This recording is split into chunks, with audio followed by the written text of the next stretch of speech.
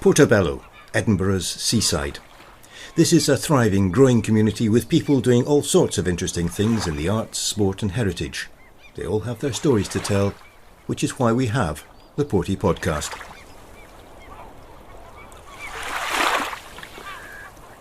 A happy new year to one and all from me, David Calder. We're starting 2017 with a subject dear to the hearts of beer drinkers, especially those who may have wanted to raise a festive glass, but couldn't because they've an allergy to gluten or, like me, an intolerance to wheat. You may not realise it, but a lot of brewers add wheat to the recipe because it improves the quality of the head. Well, a couple of Portobello residents, Giselle Dye and Alistair Brown, took the matter into their own hands and formed the Bellfield Brewery a couple of years ago, one whose whole purpose was to produce gluten-free beer. I'll be speaking to one of those founders in a moment, but first, this podcast is a little different because, as you may have read, there's a contest associated with it.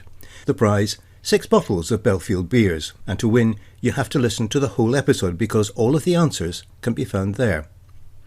When I met up with Giselle Dye, I wondered why she and Alistair had formed the brewery in the first place. We started it, when I say we, 2 local families in Portobello started the brewery because my husband and Alistair are both celiacs, which means they have a lifelong allergy, in fact, to gluten. When they were both diagnosed, they had to stop drinking beer.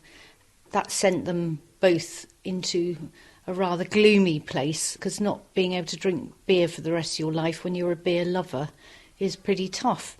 So it really came about as a result of a conversation that I had with Alistair a couple of years ago, and it was almost a sort of throwaway comment. He said, I'm thinking of starting a microbrewery, and I said, I'll do it with you, not knowing anything at all about brewing or microbreweries or really setting up a business in the food and drink space, but just thinking, well, that sounds like it could be quite fun. It quickly turned from an idea into something much more serious, and before I knew it, we were busy writing business plans and raising money. So what is it about the beer that you are brewing? You're talking about it being gluten-free. Yeah. What kind of ingredients, therefore, are you using which avoid the usual grains, which are the dominant thing which are behind beer? Right. Well, obviously I can't tell you the exact recipe. Cause No, I'd I'm not have expecting you to. No, I'd have to kill you. Yes, exactly. But if you can give me a clue yes, as to what makes this different. We use a high proportion of maize in our beer. We did do a 6-month research project with Heriot Watt's Institute of Brewing and Distilling, where we were trying to brew with entirely gluten-free grains like buckwheat, rice, millet, quinoa, and things like that. But it's very, very difficult, and the results are not fantastic. So our beer is brewed using malted barley. It does contain malted barley, but it contains a very high proportion of maize as well. And we've developed a process, optimised our brewing process at every stage to reduce and remove gluten naturally. There are quite a lot of brewers now producing gluten-free beers, companies like Brewdog and Drygate and all sorts of others producing, Tennant's even producing gluten-free beers. But what they tend to do is they produce their normal beer and put an enzyme in at the end of the brewing process that breaks up the gluten protein and allows that beer to then test as gluten-free.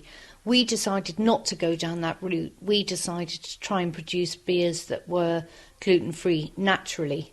So we've refined the brewing process to the point where we can produce beers that are testing routinely gluten absent. That's how little gluten protein there is.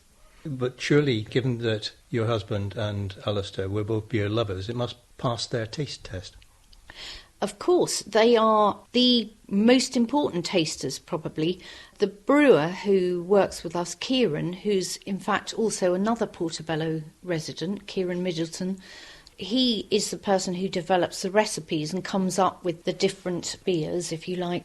For example, at the moment we've only got 2 beers. We've got an IPA and a lager. And in developing new beers, what Kieran will do is he'll produce maybe 3 or 4 variants of a type of beer. And then friends and family, and of course Alistair and Robin being the most important tasters, everyone tastes the beers and we discuss which ones we like, and Kieran tweaks the recipes until they're just right. How long, therefore, have you been going? I think you mentioned 2 years, but how long have you actually been brewing the beer for? We started selling our beers in March 2016. We launched them at the Allergy and Free From Festival in Glasgow. So we've only been trading 9 months. We set the company up 2 years ago, and obviously it took 6 months to raise the money to set it up. We did a 6-month project with Harriet Watt, so there's been a lot of work going on in the background to get us to the point where we actually had 2 beers that we could put on the shelves of shops. So who, in fact, are selling your product? We are selling in about 140 or so independent off-licences and shops, restaurants, bars, hotels, mostly in the central belt of Scotland, but up as far as Inverness and Aberdeen and over on the west coast. Just in the last 3 or 4 months, we have been taken on by a distributor in London. So we're available in a number of bars and restaurants in London. And literally just before Christmas, we were lucky enough to get contracts with 2 major UK distributors. One company called Matthew Clark, whose vans you often see on the motorways, and another company, a food service company called Bidvest, who supply restaurants and bars right across the UK. And they are taking us UK-wide, so our beers will soon be available all over the UK. It sounds as though what started off as a microbrewery is turning into a much bigger operation. Well, you're right insofar as we were planning to set up our own brewery in our own premises, but things have happened so fast and we've had to move so quickly and scale up production so quickly that we've actually not physically had the time to build the brew plant in our own premises. So we are currently contract brewing. What that means is another microbrewery is currently brewing our recipes for us. And in the spring of 2017, we will actually build our own brew plant and will then be producing our own beers ourselves. Out of curiosity, where did the name Bellfield come from? Okay, there's quite a lot of Bellfields around Portobello, but yes, it's an interesting name. It is. We had lots of arguments about discussions about what the name of the brewery should be. At one stage it was going to be called the Bath Street Brewery, but Bellfield came about because Alistair and Marie live on Straighton Place, and people in Portobello probably know the cottages on Straighton Place set back from the road with a large green lawn in front of them. And that lawn is apparently called the Bellfield.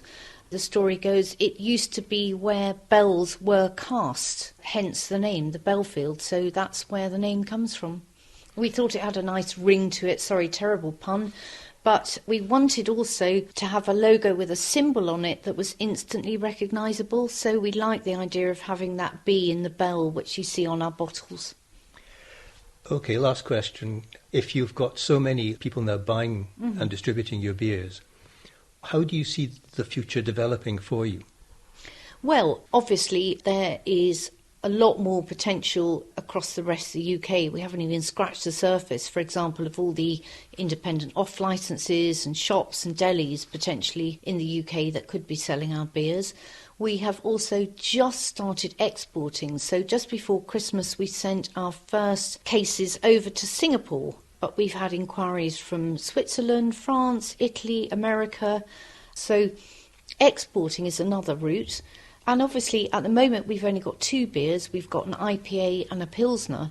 But we are very keen to expand the range, to have a stout, to have a traditional bitter style beer, to do seasonal ales. So there's all sorts of things that we could be doing. And that's what we're going to be doing over the next couple of years. So to the competition. There are 6 questions, 5 of which were listed on the home page for this podcast. Question 1. What is the name of Giselle's husband? Question 2. What is the medical condition which means he can't drink normal beer any longer? Question 3. Name the principal ingredient in their gluten-free beer. Question 4. What is the name of the head brewer? Question 5. How many independent off-licences and shops are selling the beer? And question 6. What is the origin of the name Bellfield? Please send your answers to David@bitweb.tv, that's bitweb.tv. Good luck.